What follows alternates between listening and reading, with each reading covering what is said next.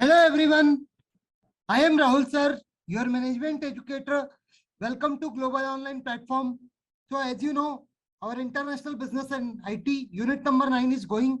So we have already done 2 lectures on this unit. That is, we have discussed the FDI and introductory EPRG framework stages of internationalization. These are the 2 lectures which we have discussed. If you haven't watched, it's available in the UGC NET management crash course playlist. You can check it from there. Today we are going to discuss the theories of international business. That is, there are different international theories related to international trade. So we are going to discuss them one by one. Before starting, there is an important information for you that the UGC NET exam is very close. If you want to succeed in your exam, you want to qualify the exam, you can take the advantage of our course. We are offering the UGC NET paper to management course. If you take this course, you will get complete video lectures, full syllabus notes, test series, PYQ PDFs with explanation. This is going to be a target based preparation. The main advantage of this course is if you take the paper 2 course, you will get paper 1 totally free. No single rupee will be charged for this paper 1. It will be free with the paper 2 course. What you have to do, you have to just download the Global Online app. After downloading, you will see this home interface when you will log in by inserting your number and email verification. After that, you have to just select the store, just click on the store button, this one, and by scrolling you will see the UGC NET paper 2 management. And or you have another option that you can search UGC NET paper 1 directly in the UGC NET search box. After making the payment, you can access all the contents which we have provided here. If you want to join the batch, you can contact on the given number through WhatsApp, and any query related to the course will be resolved after contacting this number. So let's begin with the theories of international trade. The different theories of international business. Let's start. The theories of international business is one of the favorite topic of NTA. Here, every time one question is asked, either from the theories or either from the assumptions or the authors, such type of questions are asked. Let's discuss the various theories. There are total eight theories in international business. So let's start one by one. So basically, the in 2 categories the theories were classified. One are the classical and country-based theories, and other are the modern firm-based theories. Okay. Then in classical, we have mercantilism, of absolute advantage, comparative advantage, and Heckscher Ohlin. You just remember in case of just remember the match. Okay. T is not there, but match you remember. You can easily identify which are classical country-based theories. Means the mercantilism, absolute advantage, comparative advantage, and the Heckscher Ohlin theory. Okay. Then in case of modern, these theories are based on firm, which include the country similarity theory, product life cycle theory, global strategic rivalry theory, and the Porter national competitive advantage. Porter is the most favorite person of NTA. Every time they select a concept from this side and ask question. Okay. So here I have given the root keyword for this for classification, that the classical theory is based on the production or the country-based theories, but the modern theories are fully based on the local firms. Okay. Let's see one by one. The first theory is mercantilism. Mercantilism was given by Adam Smith. According to this theory, the country's wealth could be determined by the amount of gold and silver holdings. How much amount of gold and silver a company has is determines the wealth of the country. Okay. So the group of the theorists believe that every country should have increase its gold and silver holding by increasing its export and reducing imports. What do these theorists believe? That they believe that the country should increase by holding its gold and silver holding by exporting more and more and importing and reducing the quantity of goods imported. Okay, then the third point, last point indicates that the country should focus on having the trade surplus. If you have the trade surplus, that is the values of export is greater than the value of imports, then you can avoid the trade deficit. Trade deficits mean export will be less than imports. Imports will be greater. When imports are greater, then deficit will be there. ID. When imports are more, then the deficit will differ. But in case of when the exports are there, there will be surplus will be there. ES and ID. Remember this mnemonic. It is not your ID card, but it is the less imports are, when the imports are more, there will be deficit, but when the exports are more, there will be surplus. Okay. Let's discuss the second theory, absolute advantage theory, one of the favorite theory of NTA, because they have asked in question from this theory. And then given by this theory was given by Adam Smith in 1776. This was the further extension of the mercantilism. The name of the book was Wealth of Nation. Remember this, sometimes they give the book names in match the column type questions. So absolute advantage was given by in Wealth of Nation and Adam Smith. Okay. Then what you have to remember to remember this theory? S means वो गधा वाला S नहीं, ये absolute advantage, and this is Adam Smith. And to remember the book Nation, you can won you remember, that is Wealth of Nation. Adam Smith won in gaining the absolute advantage. Such type of mnemonic you can make to recall this theory while attempting the question in exam. Okay. Then it focused on the ability of the country to produce goods more efficiently and than another nation. What was the main focus of this theory? This theory was you should produce the goods in an efficient way and at the lowest cost. Lowest per unit cost is considered in this theory. Trade between the countries should be regulated by should not be regulated or restricted by the government policy or intervention. There should be no intervention of the government in with respect to the trade which is going on between the two countries. He stated that trade should be naturally according to the market forces. The trade there should be free flow of goods among the countries as per the market forces. Then the last point comes, country should only produce the goods that they have an absolute advantage, means having specialization. You should produce that goods in which your specialization, you are specialized. Suppose I have, these are the two types of goods. This is mobile phones and this is laptop. Sometime it took me 30 rupees per unit to manufacture a mobile, but in case of laptop it took 80 rupees. So the per unit cost of production for mobile is less. That is, I have absolute advantage in producing mobile. So I will produce the mobile because I am much specialized in producing mobile. So that's is the main crux of the specialist. Remember, 4 words are there. That is lowest per unit cost, then the specialization, then there should not be any restriction of the government. And the fourth one is the important point, that the labor was the most important consideration which was there. Labor cost was there which was considered. Okay. Then next point is the country. A country is said to have an absolute advantage if the country can produce a good at the lowest cost than another. If a country is taking as compared to another country, your production cost should be low.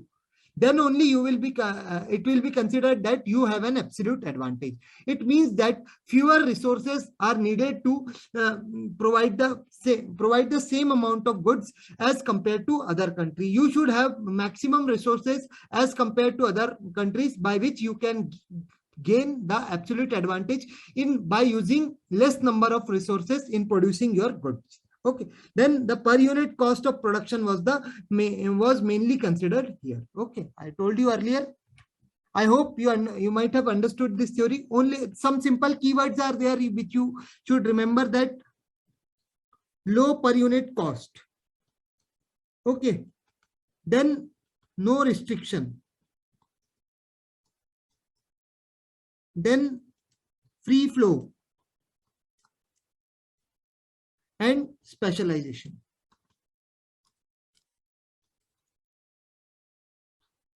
And use of less resources.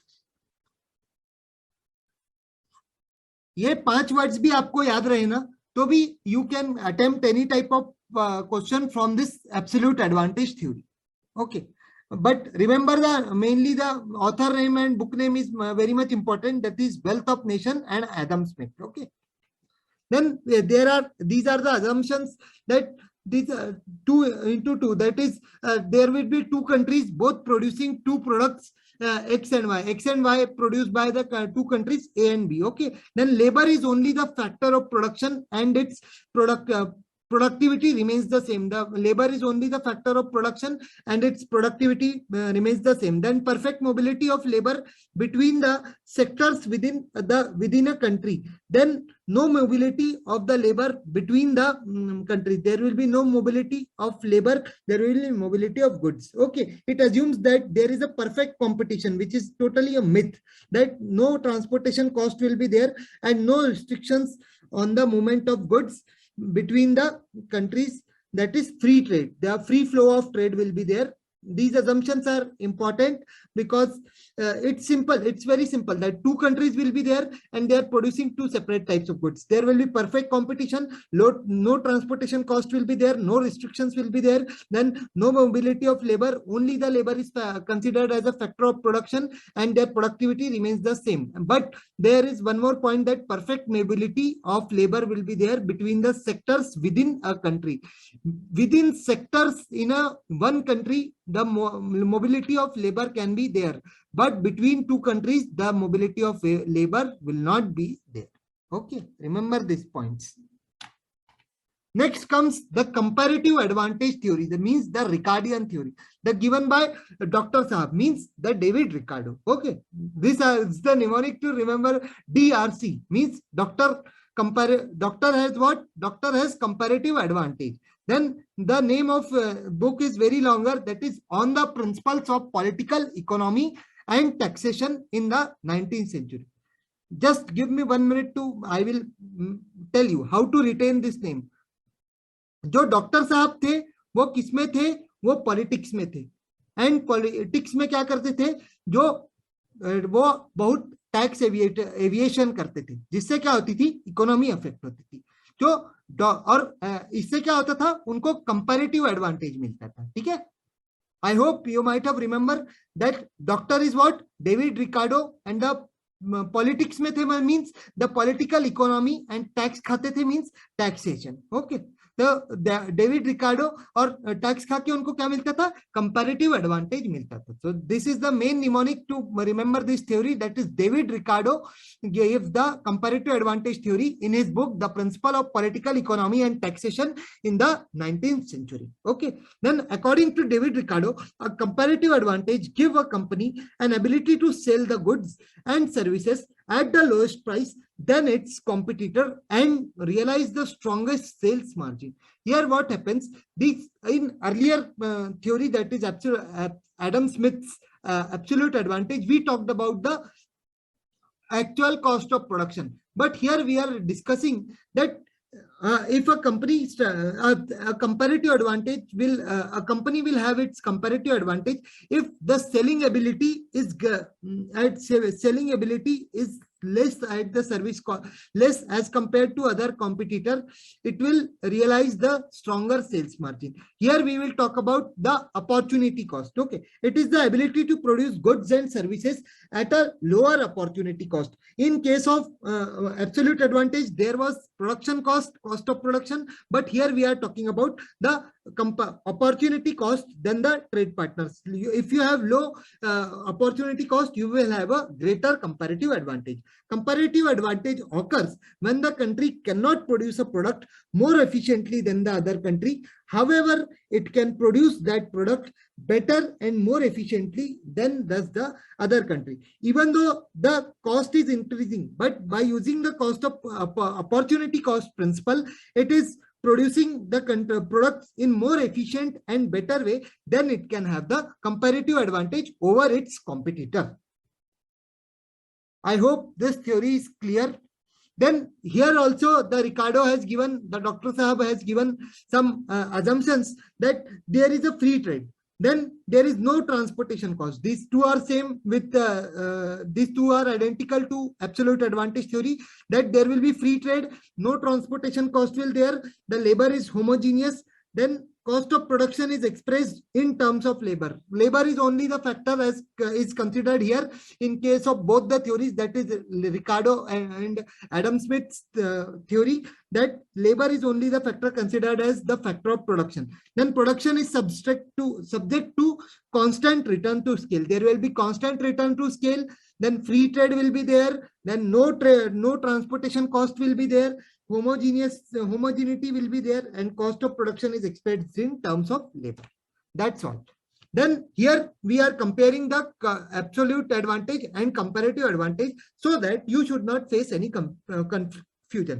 Then in case of absolute advantage, what happens? Best of production of goods and services. You have to the specialization which I told you in first time, that it is based on the best at production of goods and services. Then what does comparative advantage means? Defines comparative advantage is defined as the producing goods and goods or the services at lower cost. The goods and services are produced at the lower cost. Okay. Then benefits, that talents and resources are the focused on the production. The resources you are using, the talents you are using are the benefits you are getting while production. But in the case of the comparative advantage, the production is much more efficient, saving resources. If you producing in a more efficient way, you are getting the comparative advantage. Then third point comes about cost. Then cost is noticed but not made priority over the production. Here the as the specialization is considered main factor, so the cost which is incurred to produce the commodity will be considered but not will be given a maximum priority. But here cost, in case of comparative advantage, cost is the primary factor. Okay. Then fourth point comes production. All resources allocation goes into the production. Production is heavily focused and is primarily factor in trade. Production is the primary factor, and this involves the resource allocation. Then the next comes in case of comparative advantage, the resource allocation varies, and the main focus going into the production mutually beneficial to trade, and trade needed to take the advantage of the comparative cost. Means the opportunity cost will be considered, and the comparative cost we will take over the advantage through comparative cost, and the resource allocation will be considered, and both the way in which you are producing it should be beneficial to the company. Okay, as over the competitor, which may give you a comparative advantage over the competitor. So this was the difference between, remember the main point, in case of cost, you are considering in absolute advantage, you are considering the cost of production. But you are, in case of comparative advantage, you are considering the cost of primary factor and the opportunity cost. This is the basic difference between the absolute advantage and comparative advantage. Next comes the fourth one, that is Heckscher-Ohlin theory. Heckscher-Ohlin was given by Bradley Ohlin and Philip Heckscher in 1977. You have to just Bohe, you remember, that is Billy Ohlin and E. Heckscher. Just as the name suggests, Heckscher, Ohlin, these are the names of the author only. The year was 1977. Okay.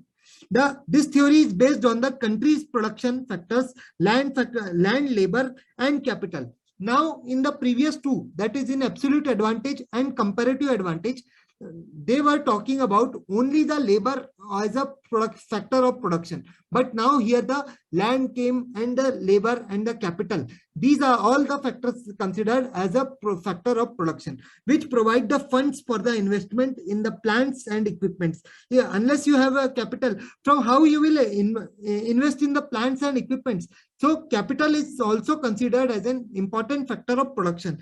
They determine that the cost of any factor or resource was the function of the supply of demand, supply and demand. Okay, this theory simply states that whatever you have in abundance, you should export that goods, but whatever you have in scarce, you should import those goods. Okay, factors that were in great supply relative to the demand could be cheaper factors in the great demand relative to the supply would be more expensive. Okay, if the supply demand will be less, if the greater demand there will be, but the supply will be more, there will be expensive. Then here you will get more clearly their theory also called as the factor proportion, factor endowment. These are the two different names, that is factor proportion and factor endowment, two factor theories. These are the other names of this Heckscher Ohlin theory. Two countries, this is this one, that is two commodities, two countries and two forces of two factors of production, that is the labor and capital. This theory also called as the factor of proportion theory stated that the countries would produce and export goods over the required resources or the factors in great supply and therefore the cheaper production factors. Okay, in contrast, the countries should import goods that are required the resources that were in short supply but higher in demand. Okay, the goods of which you have shorter supply, you are not able to produce in the own country, that goods will be abundant which you have in your country. Suppose, let me tell you an example.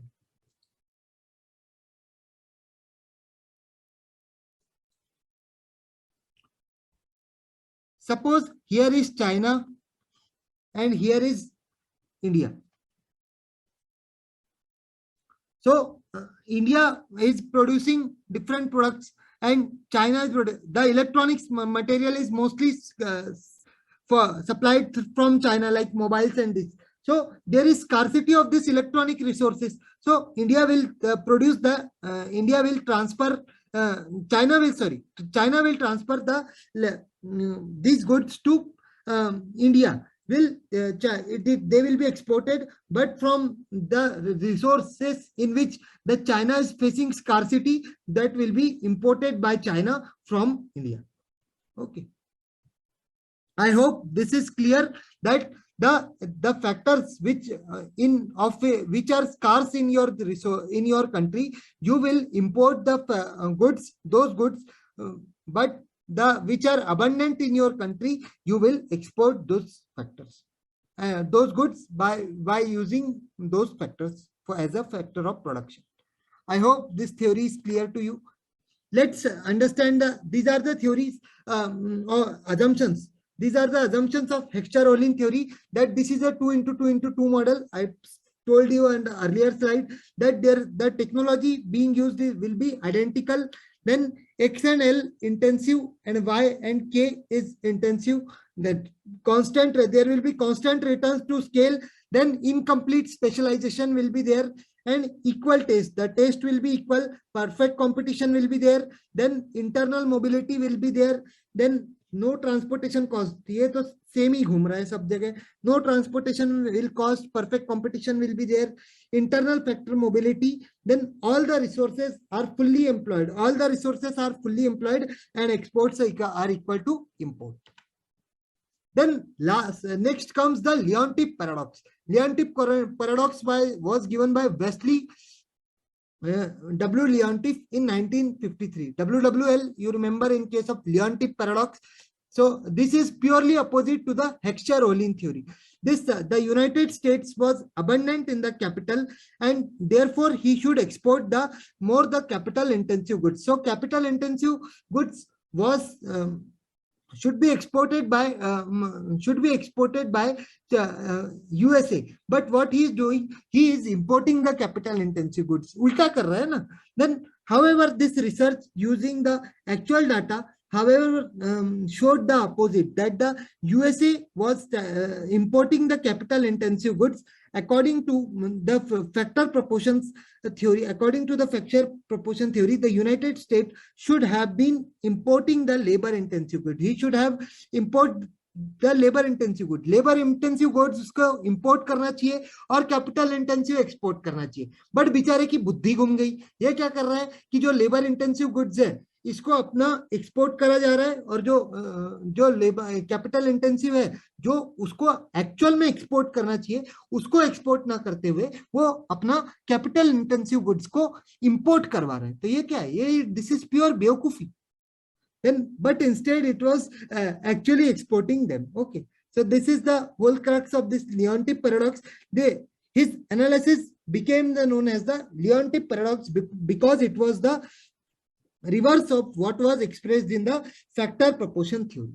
Okay, whatever was told in the factor proportion theory, this was this Leontief paradox, as the USA was doing.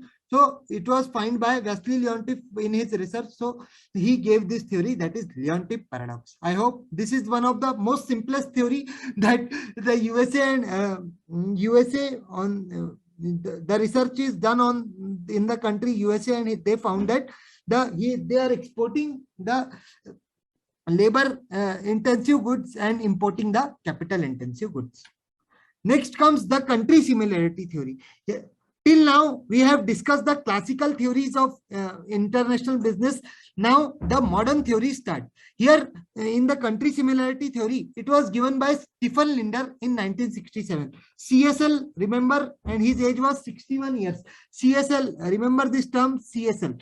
It was given by Stephen Linder in 1967. The Linder's theory was proposed that the consumers in the countries that are in the same or the similar stages of development have the similar preferences. What there, as the word is there in the country, that country similarity theory. So they what did he propose? That the consumers in the countries that have same preferences are in the countries are at same stages of development, and they have similar preferences, that trade will be take place among these countries. Okay, in this firm based theory, the Linder suggested that the companies must produce for domestic first they should produce for domestic consumption.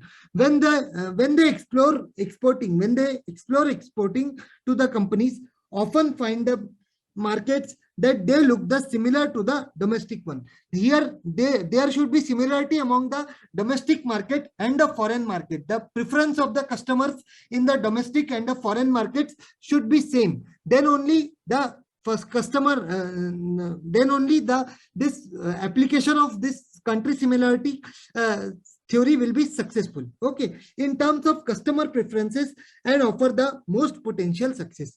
This theory that the customer preferences should be same. Then what are the basis of similarity in this country similarity theories? They gave different factors, such as that the similar culture should be there, then location should be similarity in location should be there, and similarity in the political and economical conditions should be there. These are the four major factors: that culture should be similar, then customer preferences should be similar, political and economical conditions should be similar, and the location should be similar where you are in case of this country similarity theory. I hope this will be clear. Then it comes global strategic rivalry theory. Global strategic rivalry theory is based on the keen competition, that there is every country is competing with another country in terms of trade to gain a competitive advantage. Okay, then global strategic rivalry theory emerged in the 1980s and was based on the work of economist Paul Krugman. This theory was given by Paul Krugman. So you can remember the name by PKGS, means the PKGSR, means the Paul Krugman global strategic rivalry theories. Okay, and Kenville the ancestor, PKKL, PK square L, and G square, LGS. Okay, let me write for your convenience. PK square means Paul Krugman and Kenville ancestor, PKL GS. Okay, इधर नहीं दिख रहा।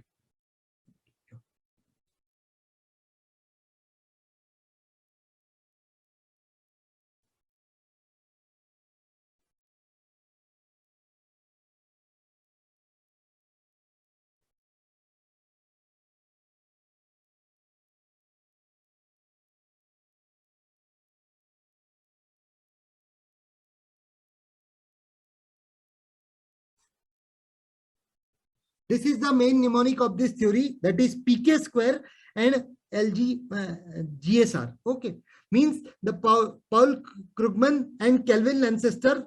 It means the K square is written for the Krugman and the Kelvin. Okay, PK square L is the name of the author. The authors, that is Paul Krugman and Kelvin ancestor. They give the theory that is global strategic rivalry. GSR is the global strategic rivalry theory. This global strategic rivalry theory was given by Paul Krugman and Kelvin ancestor.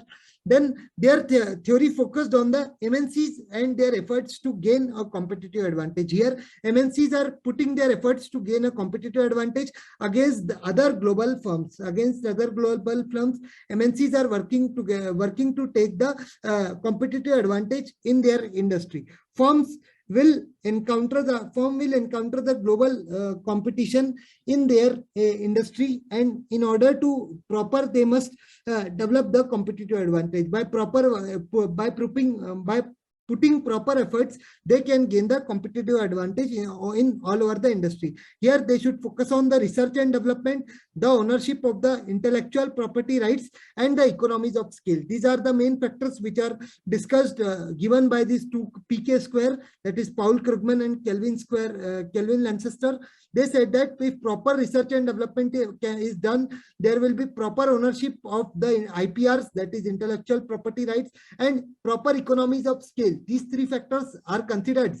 This will help the MNCs to gain the competitive advantage by putting efforts over the global firms in all over the industries. So this is all about the global strategic rivalry theory. Next comes the Porter National Competitive Advantage Model. Porter National Competitive Advantage Model. This is the one of the important model of the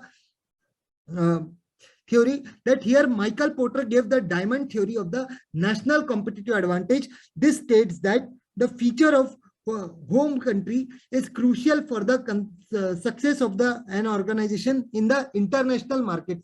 If one country wants to achieve success in the international market, they should be more crucial regarding the feature of their home country. Whatever the business they are doing in their home country, they should take proper care. Unless they will not take proper care regarding the features of their business in the home country, they will not able to succeed in the international markets. This theory is called the diamond theory, as this is depicted in the shape of the diamond frame. We have the diagram, don't worry. So one more point I will like to add, I forgot to mention while preparing the PPT. A company can achieve, let me tell you orally, a company can achieve the competitive advantage only if they have achieved the competitive advantage in their home country. It simply means that to achieve competitive advantage at the international level, a firm should focus on achieving the competitive advantage in the local level first. Then only it will succeed to achieve the competitive advantage at the international level. Then here are the four conditions are there, that it is local market resources and capabilities, means factor conditions. Porter recognized the value of the factor proportions theory. Porter recognized the factor proportion theory, which considers the nation's resources, that is material resources and available labor, as a key factor of determining what a product country will import and export. Means that it means that the factors of production are very much important for a country as a key factor determining what the products a country will be import or export. Then Porter added these basic factors in his list in the advancement in the list of advanced factors, which he defined as the skill, labor, investments in the education, technology, and infrastructure. According to Michael Porter, as per the local market resources and capabilities, means the factor of production is categorized under the labor, investment in education, technology, and infrastructure. Okay. Then we have local market demand conditions. In case of local market demand condition, the earlier was one factor condition. Now this is the local market demand conditions. Here the Porter believed that a sophisticated home markets is critical to ensuring the ongoing innovation. Here, first you have to ensure the ongoing innovation should succeed in the home market. Therefore, by creating a sustainable competitive advantage, companies whose domestic markets are sophisticated, trendsetting, and demanding forces are continuously innovation and the development of new products and technology. This factor is this is the same point which I told you earlier. First, they will work, they will do the experiments at the home country level, means they will try the innovation factors, they will do development of new products and technologies at the home level, home country level. Then only they will transfer it to the international business. Then we have local suppliers and complementary industries. Local suppliers and complementary industries to remain competitive. The large global firms benefits from having a strong, efficient, supporting and related industries to provide the inputs required by the industry. For any production firm, inputs are required, such as labor, capital, efficient machinery. These are the factors which are required. So they should have a strong supplier. Strong supply should be there, and efficient supplier should be there to supply actual goods, good quality of equipments, so that the company can produce. So this point, it only mentioned in the that local supplier and complementary industries should be there. Good. Certain industries cluster geographically, which provides the efficiencies and productivity. There should be a good group of proper sophisticated suppliers which can by which will help to raise the efficiency and profit and productivity. Okay, then the last points come, that local firm characteristics.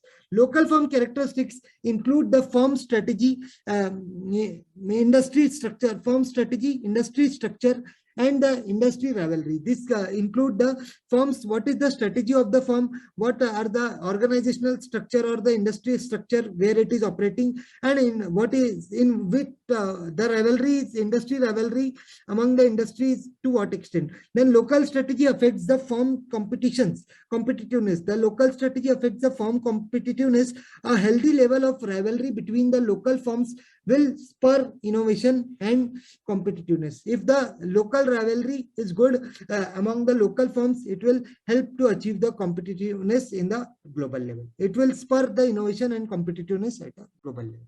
So these were the 4 characteristics which you have to remember. That is factor conditions, demand conditions. Then we have local supplier and competitive industries, and the firm characteristics. So this was all about the factor condition.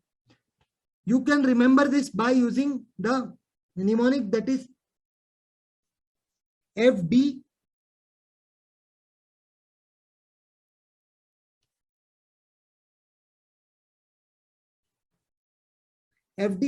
FDSC you can remember, that is factor conditions, demand conditions, supplier characteristics, and firm characteristics. These are local firm characteristics. This is the supplier and complementary industry. Third one, S, factor condition, demand conditions, supplier and complementary industries. And this last one is firm characteristics.